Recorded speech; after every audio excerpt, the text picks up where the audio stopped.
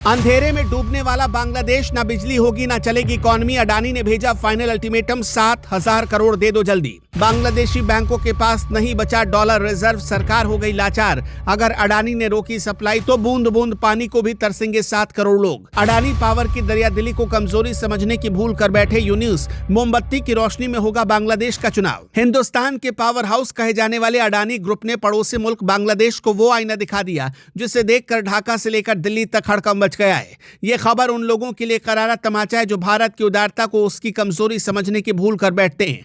बांग्लादेश में 12 फरवरी को आम चुनाव होने हैं और ठीक उससे पहले अडानी पावर ने अपनी बिजली की सप्लाई काटने की ऐसी चेतावनी दी कि वहां की सरकार के हाथ पांव फूल गए। इसे कहते हैं व्यापार की भाषा में औकात दिखाना।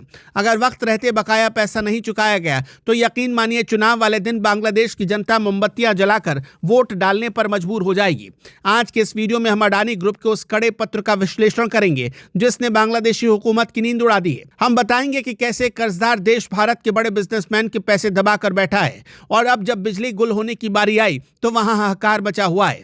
अडानी ग्रुप की कंपनी अडानी पावर ने बांग्लादेश पावर डेवलपमेंट बोर्ड यानी बीपीडीबी को एक बेहद सख्त चिट्ठी भेजी है। इस चिट्ठी में किसी डिप्लोमेसी का इस्तेमाल नहीं किया गया बल्कि सीधे तौर पर बकाया भुगतान की मांग की गई।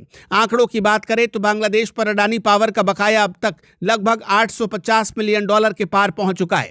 अगर इसे भारतीय रुपयों में बदले तो यह रकम 7,000 करोड़ रुपए से ज्यादा बैठती है। पिछले कई महीनों से अडानी ग्रुप लगातार बांग्लादेश को बिजली की सप्लाई दे रहा है लेकिन वहां से पेमेंट आने की रफ्तार कछुए से भी धीमी है। अडानी पावर ने साफ कर दिया कि अब और इंतजार करना उनके लिए संभव नहीं है।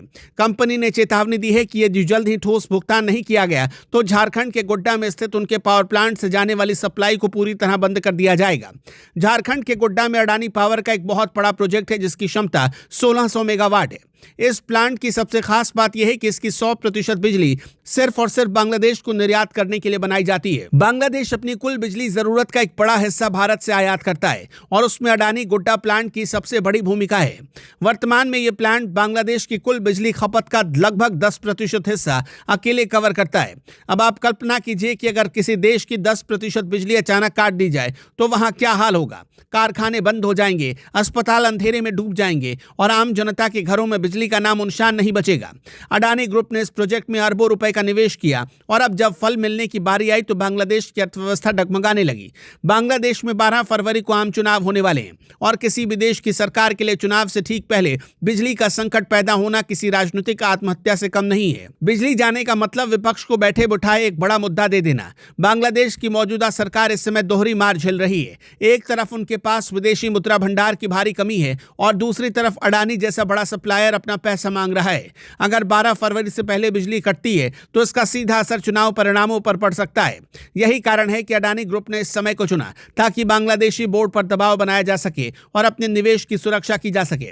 सवाल यह उठता है कि आखिर बांग्लादेश अडानी का पैसा क्यों नहीं चुका पा रहा। इसका सीधा जवाब है बांग्लादेश की गिरती अर्थव्यवस्था और विदेशी मुद्रा भंडार में भारी गिरावट। पिछले 2 सालों में बांग्लादेश का डॉलर रिजर्व काफी कम हो गया है। अंतर्राष्ट्रीय बाजार में ईंधन की बढ़ती कीमतों और घटते निर्यात ने ढाका की कमर तोड़ दी है। जब बिजली खरीदने के लिए डॉलर में भुगतान करने की बात आती है तो बांग्लादेश की बैंकें हाथ खड़े कर देती हैं। लेकिन अडानी ग्रुप एक कमर्शियल इकाई है और वो किसी भी देश की आर्थिक बदहाली के नाम पर अपना नुकसान नहीं उठा सकती। अडानी पावर को अपने प्लांट चलाने के लिए विदेश से कोयला खरीदना पड़ता है जिसके लिए उन्हें खुद नकद भुगतान करना होता है। अगर उन्हें बांग्लादेश से पैसा नहीं मिलेगा तो वो कोयला कैसे खरीदेंगे, बिजली कैसे बनाएंगे।